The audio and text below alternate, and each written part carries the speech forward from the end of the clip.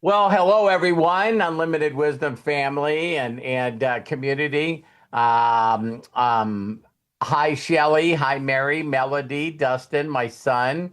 So I always think of Ezra and Hannah in the background, Deborah, Sandy. Sometimes Chris is there, sometimes he's not. uh, my lovely wife Terry, of course, Craig Jackman. And today we'll make a quick announcement. We're not going to do anything tomorrow or Sunday. We're going to let everybody enjoy the Fourth and have it off. So I just thought that I would say, yeah, happy Fourth today. What are you laughing about? Over the fourth. Oh yeah, yeah, yeah, yeah. My dear. And I think the only thing that there's quite a bit of craziness going on in the world right now, and the difference between the people that, are celebrating the 4th of July versus people that are not. I really think it all comes down to just being grateful. You know what I mean? There was this thought that I had today, and I know a lot of countries done this. I'm not bragging, but I've been to a lot of different countries. And one of the things, I don't know if you guys, I probably am saying the name wrong, but it's that Korean boy band. I think it's called BTS or something like that. Yeah, Yep. BTS. Yeah, if I'm saying it correctly. And to think that they started out super young, mastered their skills, was making millions and millions of dollars, selling hundreds of millions of albums. And then all of a sudden, they had to go back to their country to serve the country for 2 years. Now, Colombia, a lot of these countries do this where the children, as they get up in age and they graduate from high school, they got to go 2 years into military service. And I thought, what would be better than not only having people spend 2 years in military service, but what they would do then is also what they would do is travel the world to the places that were the worst as far as economic and water and food. And they would go there and serve the people there, making sure they had clean water and food. And I don't know if this is probably true, but I bet you virtually every city, I mean, every country has a super poor area. So maybe some parents would be in a situation where, like, listen, no way are you taking my kids to a country that's not safe. You know what I mean?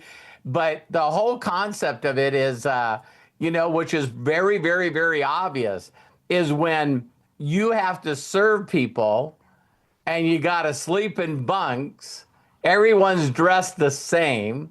No one's got Wi-Fi or cell phones, and everyone has to eat the same food. Everyone gets up at the same time.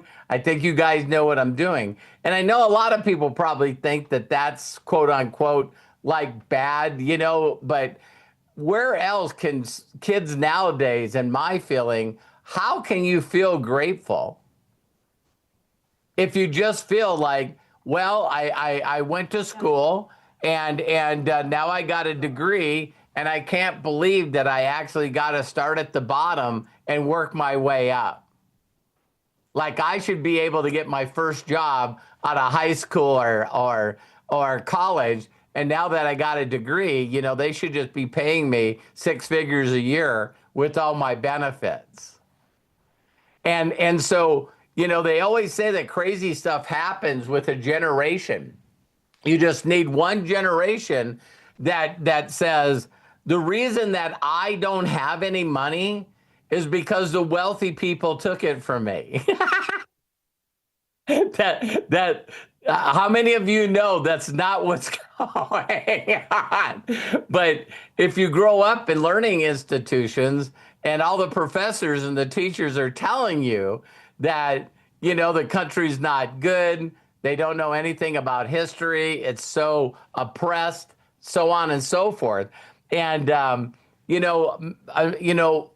would say either fortunately or unfortunately, I've been in some very, very, very, very poor places. And Terry traveling with me has been there too. And when you drive hours and hours and hours and see literally millions and millions of people living in sheds. You know what I mean? And I was like, why are they all in this area? Why did they just build these sheds on top of each other like this? And they go, well, that's government land. They're squatting on that government land because they don't have any of theirs. And I brought this up one time in Peru because, we would go down streets, even where businesses were, and they always looked like the businesses were just about ready to fall apart, right? And I said to him, I said, why do all these places look like they're about ready to fall apart? And listen to this one thing, is in Peru and other countries, a lot of countries, the people that are on the land never own it. Never, ever, ever own it. So that means that any millisecond, the government could take that land away. So why would you make the yard look good? Why would you scrape and paint it? Why would you make it look nice if you knew that someone in a blink of an eye could just steal it from you? Isn't that crazy? And I go, yeah, but does it happen? And they go, all the time. So, if you lived in a neighborhood and the government never ever took anybody's place, you know what I mean? You would go, well, maybe I could start making this place look nice. But they don't, because everyone knows of somebody that just randomly got kicked out of their home and they took like 7 or 8 homes and they built something there. And they generations of people lived in a place and they just take their home away. But, in our birthday for the 4th of July, I just thought, I don't know of any other way to express gratitude. When you really, really look, and there's this phrase I know that you've all heard, and hi, Star, and hi, Sarah, Faith, and Shelley. I think Mary, Deborah Grady, Elaine, nice to have you guys all here. But one of the things is you do is like, I've always seen this in virtually every success book that I've read. Any book that I've read that had to do with psychology is, to be able to write down 5 things when you get up in the morning, 5 things that you're really, truly grateful for.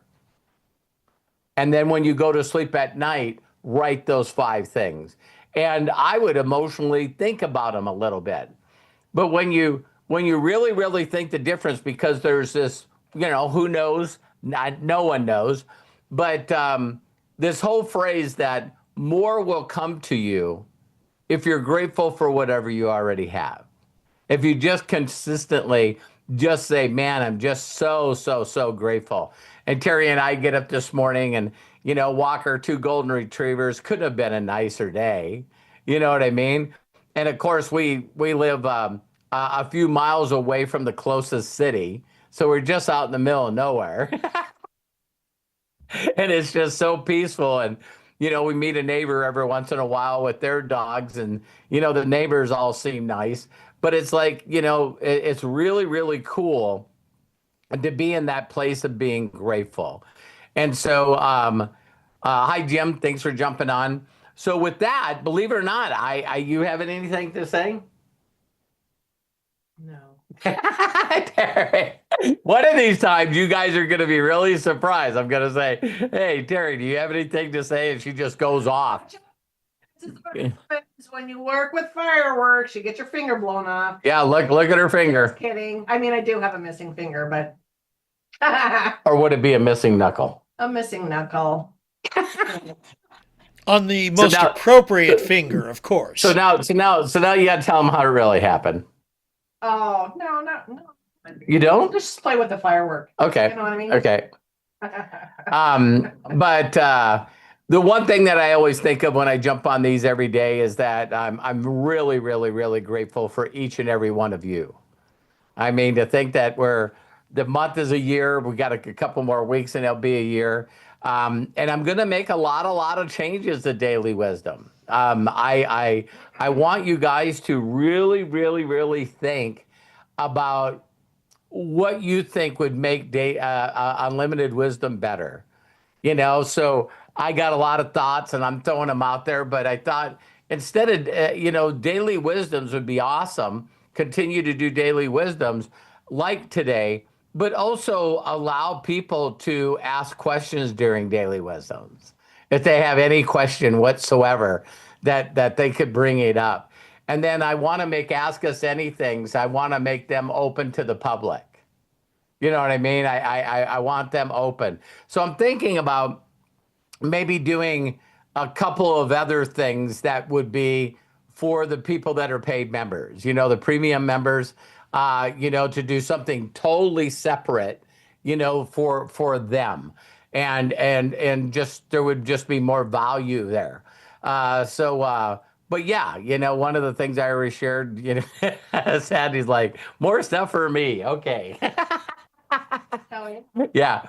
And I'll ask Terry too, but what we're going to do is really after the 4th of July is one of the commitments I told you guys that I'm going to do forever. Like how many of you say you're going to do stuff and then you don't? Well, see, what's really amazing is I tell you guys I'm going to do stuff and then I don't, right? But it's the attention's always there. So I know the way that every one of you could get to whatever dream you want to get to. And I'm going to challenge you guys, but I'm going to prove it.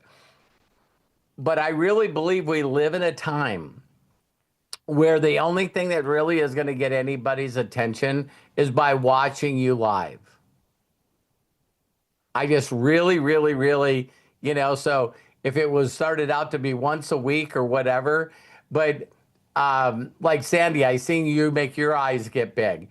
You literally, people that are already doing a video every day or a video a couple times a week, it going live on social media versus recording one is really nothing but just a click of a button. It really, really is. Because I remember Craig, when Craig first started doing this, me and him would laugh and he would start doing a video and I would go, how you doing? He goes, well, be honest, I'm sort of tired. And I go, why are you tired? And he goes, well, that one video that I did, that was like, 21 takes or some crazy thing. But, Craig's, a little bit of a perfectionist like Matt is. And so if anyone can tear Craig apart, it's Craig. You know what I mean? So it's like, then you got the other people that you hear about all the time that when they do a movie, they've never, ever, ever watched the movie. Yeah. You get it in your head, you say it, and that's it. You move on. And so, that's where I would think most of you would run into trouble. But I'm going to lead by example. And again, start sharing with you guys because if your voice gets to more people, more ears to hear, then more people are going to want to be a part of who you are and what you're doing. That makes sense? And then also moving forward is how to shape that message to not being salesy or trying to, it's just, I know what people are looking for right now, and what they're looking for more than anything is a friend. They're looking for someone that will listen to you, to them, and they're looking for a person that's a friend. And so if they can count on that, that's a way to build a community moving forward instead of, trying to teach them something, trying to train them, because you guys have been around me a long time. And it's like, I can keep telling you what to do. And really all that does is make you feel guilty because you're still not doing it. So there's no need in me telling you what to do. On the other hand, if you get excited about sharing with others and helping people feel better, again, get them to feel better, then you're going to create more momentum. And then people will just basically, I used to hear this all the time, and I'm really catching on to what it is. I've had people come up to me after a presentation or a training and going, listen, you know what? I want to work with you. And I'm going, awesome. And then they would say something like this: to be brutally honest with you, I have no idea what you do or what you're marketing or what you're selling, but I want to work with you. And Matt asked, will unlimited wisdom stay on school? That would be 100% a decision from you, Matt. I know you're busy doing a lot of stuff. So I personally thought that I would just move ahead with unlimited wisdom and do a lot of personal coaching and really help people go to the next level. And when we're ready to take it, in-house on Hollis organization, we will. So hope that answers your question, Matt. That's like, hey, I'm just hearing some news here. So I love you guys. Have a great, great, great 4th of July. Don't, be safe. Get into the mindset of being very, very grateful. I know some people realize that someone said the other day, just to throw us off our track a little bit, and all the person asked is, I don't understand the reason for fireworks during 4th of July. And the person said, well, that's celebrating. That's just celebrating. But he goes, aren't you guys basically showing people what bombs look like when people are being bombed? And I went, how simple you can change your mind to the wrong shit. I guess if you look on fireworks, you can pretend that people are being bombed. I'd rather celebrate. So love you guys. So see you, Faye. See you, Star. See you, Sarah, Shelly, Mary, Melody, Dustin, Deborah Grady, Arlene, Matthew, Hannah Az, Deborah Bronner, Sandy, my lovely wife, Terry, and Closest with the Mostest, Craig. Happy 4th of July. I love and appreciate you guys. Bye for now.